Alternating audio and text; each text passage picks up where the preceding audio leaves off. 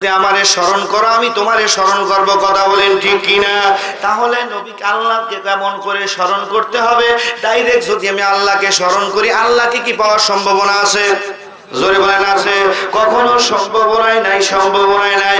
প্রশ্ন আমি আপনাদের বলে যাই, সোনার মানিকেরা, আব্বা জানেরা, ভাই জানেরা, বিবাহর আগে যদি কোনো মেয়ে এবং ছেলে মেলামেশা করে, এই সন্তানটা তারে কি বলে? কথা কয় না কেন? কি সন্তান? যার সন্তান আছে দিল কেডা? জোরে কয় না, দিল কেডা? কথা কও না কেন? দিল কেডা? মনোযোগ করে দেবো, হ্যাঁ? কথা বলতে হবে। দিল কেডা? আল্লাহ পাক দিল। কিন্তু কই মেয়েটা এবং ছেলেটা একসাথে যদি কি করলো, এই একটা মোল্লা যদি ওরে কালেমা পড়ে আর রসুলের আদর্শ অনুসারে ওদেরকে বিয়ে দেওয়ার পরে একটা সন্তান আসে, তাকে কি বলে? কি বলে? জায়েজ। কথা বলেন ঠিক কিনা? আল্লাহ দুটেই দিলে, একটা জায়েজ আর একটা হারামজাদা হয়ে গেল কেন?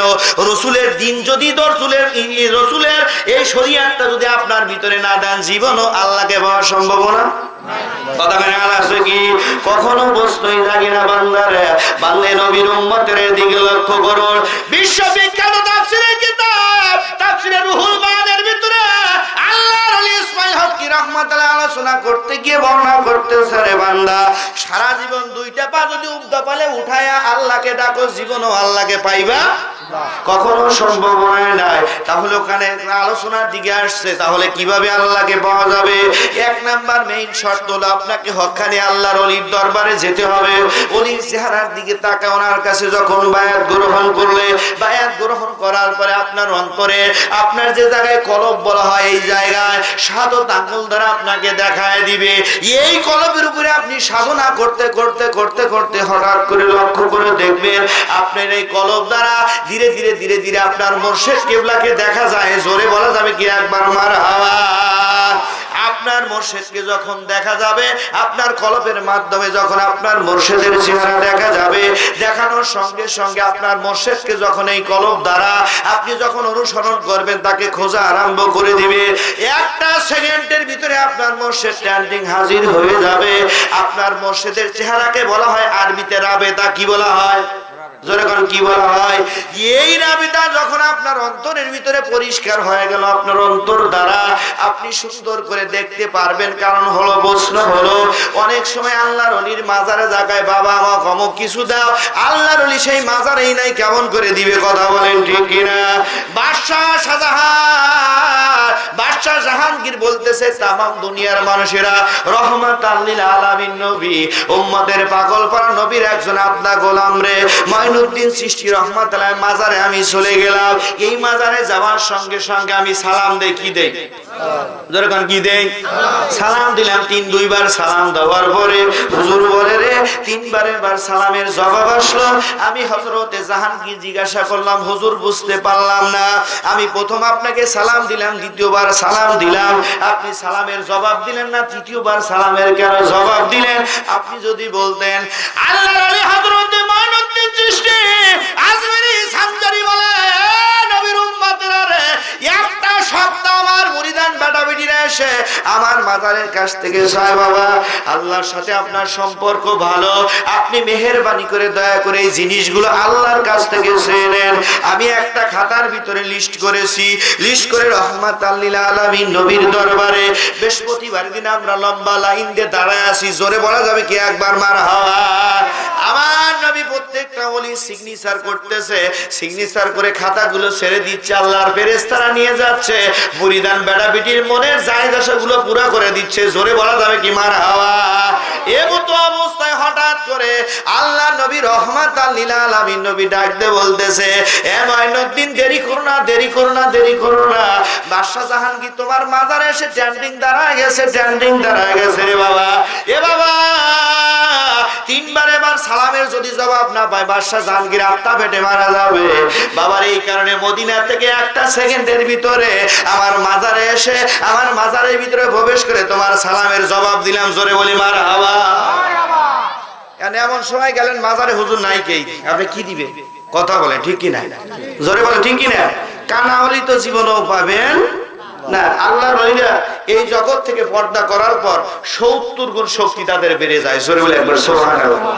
70 গুণ শক্তি বেড়ে যায়।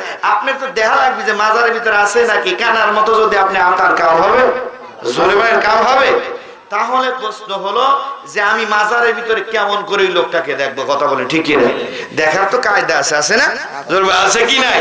তাহলে আমি যখন ওই মাজারে বসলাম, বসার পরে আমাকে অজিবা করতে হবে, আমার মুর্শিদের যেটা অজিবা সেটা আমাকে সারতে হবে। সারার পরে আমি লক্ষ্য করে দেখব আমাকে যে জায়গায় সবকটা দেখায় দিয়েছে ওই সবকের জায়গায় আমি ফলো করব, খেয়াল করব। খেয়াল করার পরে আমার মুর্শিদের চেহারা তখন আমি আমার কল্পের উপরে ভাসাবো, ভাসানোর সঙ্গে সঙ্গে আল্লাহর ওলির সাথে সাক্ষাৎ হয়ে যাবে। জোরে বলি সুবহানাল্লাহ।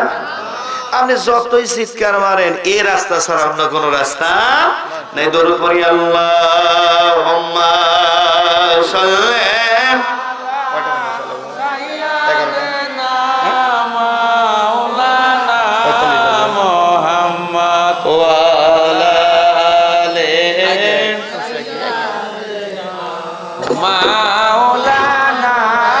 আমার শাফায়াতের কান্ডারি রাসূলুল্লাহ, আমার ফুলসুরাতের কান্ডারি রাসূলুল্লাহ, ইয়া মুহাম্মদ মুস্তাফা নবী সাল্লি আলা, ইয়া মুহাম্মদ সবাই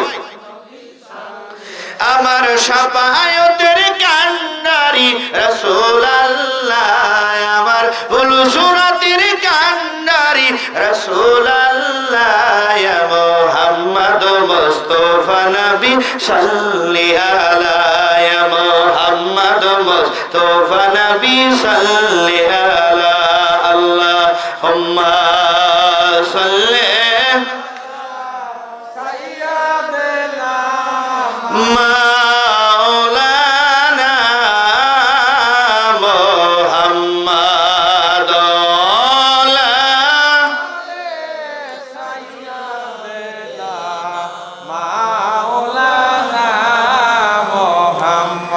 তাহলে মুর্শিদের হাতে বায়াত গ্রহণ করতে হবে। প্রথম নাম্বার কি? মুর্শিদের সাথে বায়াত গ্রহণ করলাম। সারা জীবন মুর্শিদে টিহাও দিলাম না, হাদিয়াও দিলাম না, কিছু দিলাম না, আমি বিড়া পাহা নিয়ে বসে আছি। কথা বলেন আছে না? আছে না? আছে, কিন্তু কাজ হবে? জোরে বলেন কাজ হবে? কখনো প্রশ্রয় নেই। আল্লাহ নবী বলছে কোরআন শরীফের ভিতরে আগে মালের কথা বলছে, তারপরে জানের কথা বলছে। কথা বলেন ঠিক কি না? কারণ টাকা যদি না হয় আল্লাহ রাসূল কি পাবেন আপনি? কথা বলেন যাবে পাবেন? এখন মক্কায় যেতে লাগলে 7 লাখ টাকা লাগে, লাগে না? লাগে কি লাগে? লাগে। কিন্তু এখন বিষয়টা হলো আমার টাকা যদি না যায় আমি মক্কা মদিনায় যেতে পারবো না, আল্লাহ রাসূল কি পাওয়া যাবে? অত সোজা জোরে পাওয়া যাবে? কিন্তু একটা বিষয় হলো আল্লাহর ওলিদের দরবারে গেলে আব্দুল কাদের জিলানী ওনার জীবনীর ভিতরে লেখছে, কুকুরের মতো তুমি বসে থাকো, যেরকম একটা কুকুর মনিবের কাছ থেকে একটা কাঁটা নেওয়ার জন্য অধর নয়নে তাকিয়ে আছে, এরকম ভাবে বসে থাকো, আল্লাহ পাক তোমার উপরে তাওয়াজ্জুহ ফয়েজ নাজিল করে দিবে। জোরে বলে একবার সুবহানাল্লাহ। আপনি এসে প্রধান কিসের পীর? কাম হবে? জোরে বলে কাম হবে? জীবনও আপনার ভিতরে তাসাউফ ঢুকবে না। আর বিষয়টা হলো যে আমার পীরকে আমাকে বেশি মনে করতে হবে, যে সমস্ত পীরের চাইতে আমার পীরের মর্তবা বেশি। যদি তা আপনি মনে না করেন তাসাউফের ল, আপনার জীবনেও কোনোদিন পীর সম্পর্কে যদি একটু ভুল ধারণা আসে, জীবনেও কোনদিন আপনার তাসাউফ ঢুকবে? ঢুকবে কি? কখনো সম্ভব না। আমি আলোচনার দিকে চলে যাচ্ছি। বাদশাহ হারুন আর রশিদের ঘটনা অনেকেই জানেন, জানেন না? অনেকেই জানেন কি জানেন না? বাদশাহ হারুন আর রশিদ বিবিকে আদর করে না, অনেকে আছে না? কথা কয় না, আছে না? আছে। সবচাইতে সব বলেছে কাম হয়েছে এই দোবরা মোবাইল এসে। কথা কয় না রে, কথা কয় না রে। এই দোবরা মোবাইল এসে সবচাইতে সব এসে কাজ করছে। কথা বলে ঠিক কি রে? এবার বাপ কান্দে আল্লাহ করলো তোর ডাক শুনলাম না। কথা বলেন ঠিক কিনা? এবার মিয়া করছে, হ্যালো তুমি কোন জায়গায় আছো? ও আমার জান, ও আমার পাখি, তুমি কোন জায়গায় আছো? এখন সওয়াল করতেছে, সোনা রে আমি তোমার বাসতলায় আছি, করলো আইসো। দুইজন একসাথে আলাপ করি, জিনা করে ফেললো। আর বাপ মসজিদে যা করছো, রব্বানা জ্বালাবো না। আল্লাহ কইলো এ বদমাইশ তোর কথা শুনলাম। কথা বলে শুনলাম। স্বামী স্ত্রী একই বালিশের ভিতরে শোয়, একটা বালিশের শোয়ার পরে স্বামী এই পালে, স্ত্রী ওই পালে। কথা কয় না রে? দুইজন দুই পেলে কথা বলতেছে। ও একজনের সাথে ওই স্ত্রী একজনের সাথে একটা ছেলের চেহারা খুব ভালো এরকম চ্যাটিং শুরু করে দিছে, স্বামী আর একজনের সাথে চ্যাটিং শুরু করে দিয়েছে। 3 দিন পরে বলে তো 3 তালাক দিয়ে দিলাম। কথা বলেন ঠিক কিনা? আজকের সমাজে দেখা যায় ডিভোর্সের বেশি, পরকীয়া বেশি হচ্ছে। কথা বলেন ঠিক কিনা? এ নবীর উম্মতেরা, আল্লাহ নবী সরকার তো আলম নবী রাহমাতাল লিল আলামিন নবী বলেন, একজন মানুষ স্ট্যান্ডিং দাঁড়ায় দাঁড়ায় সারা রাত ইবাদত করার পরে সুন্দর করে ফজরের নামাজ পড়ার পরে বান্দার আমলনামায় যে নেকি লেখা হলো, একজন স্ত্রী এবং একজন স্বামী ফজরের নামাজ ইশারের নামাজ পড়া